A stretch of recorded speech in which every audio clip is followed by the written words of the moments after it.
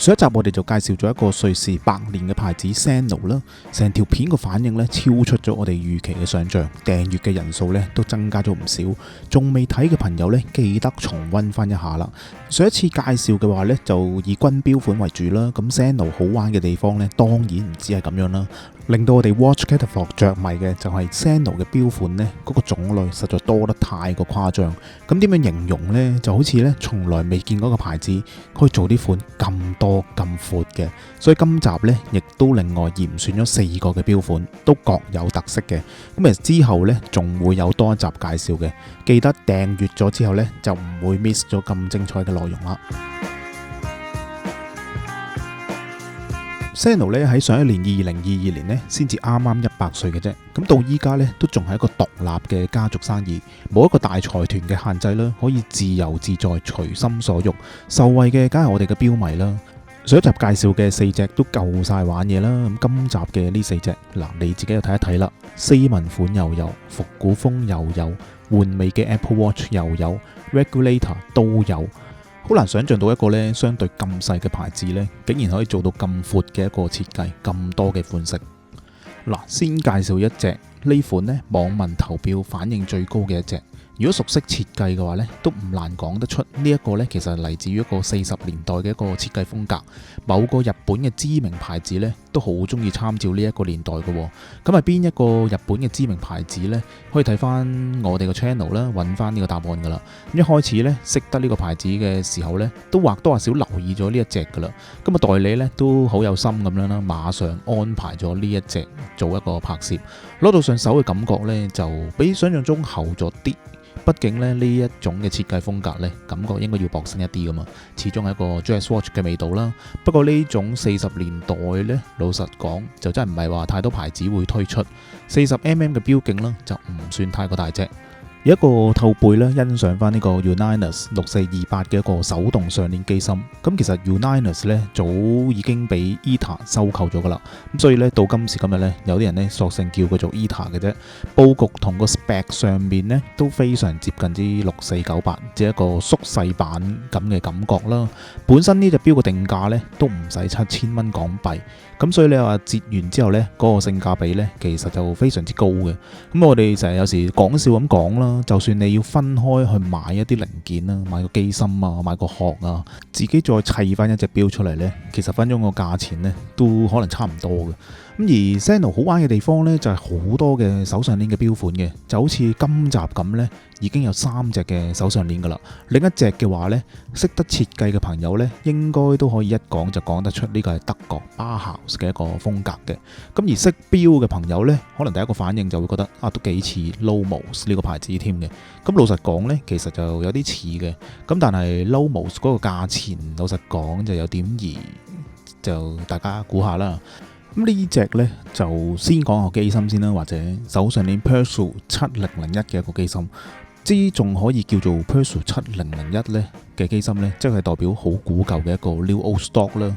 咁已經1971年呢至到1985年之間生產嘅呢個機芯。咁如果中意揾翻一啲舊機芯嘅錶迷呢，咁就好開心啦呢一隻，因為買少一隻呢就冇噶啦呢一啲機芯。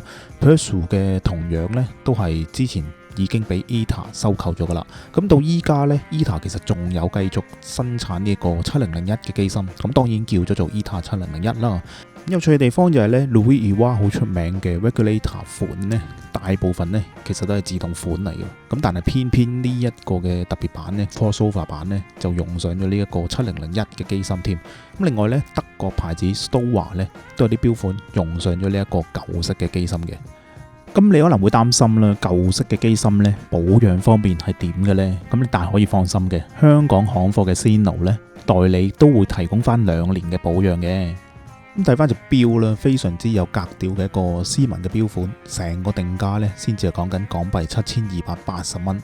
你想象一下呢，折完之後有幾咁抵玩呢隻錶？近乎係一個永遠都唔會過時嘅超級簡約嘅標盤設計啦，巴豪斯風格嘅字款，6點鐘嗰個小秒針位置呢恰到好處。咁呢一隻呢更加印上咗呢第幾隻嘅一個號碼喺個標盤上邊，受惠於一個機芯嘅纖薄啦，所以成隻標呢其實就非常之薄嘅啫。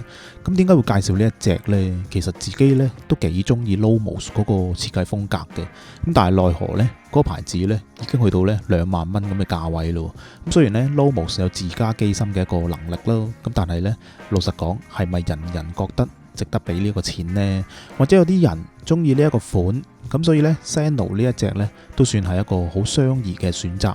對一啲呢可能平時要翻工着西裝嘅朋友呢，作為一隻可能翻工成日戴嘅一隻呢，成個感覺係非常之好嘅。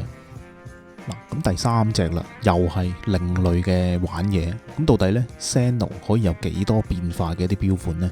又係先喺個官網上面發現咗嘅咯。然後犀利嘅地方呢，就係呢代理呢可以即刻向到瑞士嗰邊去訂呢隻標翻嚟啦。因為代理呢都冇諗過去推廣呢一隻嘅款嘅。咁當大家都知道啦，百厭嘅 Moza 呢其實都一樣推出過類似呢個 Apple Watch 嘅。咁我哋就覺得呢一隻可能都係一個值得幾介紹嘅一個標款之一嚟嘅。咁最重要嘅呢，就係可以令到標迷真心咁覺得呢 Sennel 嘅款呢究竟可以有幾闊呢？咁呢一隻呢就40mm 啦，高45mm 嘅。咁個輕微呢就比想象中大隻咗啲。咁如果細隻翻少少呢，可能成隻標呢都幾完美嘅。咁個標盤呢就係一個軍事嘅設計風啦，雖然有日期，但係一個指針式嘅顯示。我個人呢其實比較 prefer 呢一個嘅，而唔係一個 day window 嘅嗰一隻咁破壞個 dial 嘅。咁呢個標面呢係一塊藍寶石嘅水晶嚟嘅，你會見到打側睇呢，其實就好明顯睇得出係藍寶石噶啦。咁戴上手嘅感覺啦，成個性非常之有個性。咁但係都係嗰句，如果細隻啲呢，就應該會更加完美啦，更加好玩啦。最後一隻啦，又係估你唔到嘅款式，無啦啦有隻 regulator 嘅單眼 regulator 嘅款式啦，仲要係一個白面嘅黑色嘅眼咁樣啦，或者係黑面白色嘅眼咁嘅，好似單眼咁啦，我哋叫佢做一個非常之30年代風格嘅一個 cushion 嘅 case 啦，36mm。咁雖然睇上去呢就唔係好36mm嘅，有啲似38mm左右啦。同樣都係一個手上鏈嘅 regulator 款啦，Pursue 7040嘅一個機芯，同樣都係一啲 new old stock 舊式嘅機芯噶啦，買少見少。其實7040呢同頭先7001呢嗰個機芯呢其實好接近嘅。咁究竟乜嘢係 regulator 呢？其實就係指嗰個標盤上邊呢個視覺，主要嘅視覺呢係以一個分針為主嘅，個小時嘅顯示呢就以一個 subdial 啦，或者一個 jumping hour 去顯示嘅。咁點解會有咁嘅設計呢？其實之前嘅 video 呢都介紹過噶啦。regulator 呢就主要係出現翻喺製錶嘅 studio 啦，有一個大鐘，咁方便呢每位製錶師呢好快速咁、好準確咁校翻佢哋手上面嗰個機芯嘅時間。所以叫做 regulator 啦，解作調整器嘅一個意思啦。放到手錶上面呢，單純呢真係致敬嘅啫，冇咩特別大作用嘅。咁同樣啦，真係一啲好小眾嘅牌子呢，真係好少會做 regulator 嘅。如果想比較親民咁去玩呢，Sennel 嘅呢一款呢都算係一個唔錯嘅選擇嘅。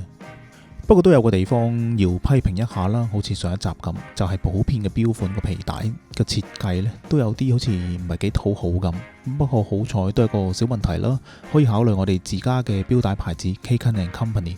咁今集嘅錶款呢，就比較斯文一啲，可以選配呢，例如 Halloween 嘅皮啦，或者類似 Panerai 皮帶質地嘅一啲款式，都即刻令到 Sennel 嘅手錶呢煥然一新，即刻靚仔晒嘅。而斯文款嘅話呢，都比較建議用翻折扣或者蝴蝶扣嘅，咁對個皮帶嗰個損耗呢都相對細一啲啦。咁有興趣嘅朋友呢，可以去到 bywatching.com 嗰度呢收睇更加多嘅款式，總共呢有31個唔同嘅錶帶款式，總有一款啱你嘅。咁上一集呢都有提過，香港嘅錶迷呢有福啦，暫時香港可能係亞洲區唯一一個有銷售店嘅啫。例如有 Sometimes Lab 啦、Timeshop 以及 Sennel 代理呢喺觀塘嘅 showroom。有興趣嘅朋友呢，可以喺下邊 description 嗰度呢揾到更加多嘅聯絡方式。今集嘅內容就到呢度先啦。4隻入邊你自己又中意邊一隻呢？其實 Sino 嘅款呢仲未介紹晒㗎，呢2集加埋呢都似冰山一角咁，所以呢亦都會有下一集再介紹一啲呢更加多嘅軍標款，又係隻隻都有自己嘅特色嘅。仲未訂閱嘅你呢，記得訂閱啦，咁就唔會錯過咁精彩嘅內容。我哋下一集再見啦，拜拜。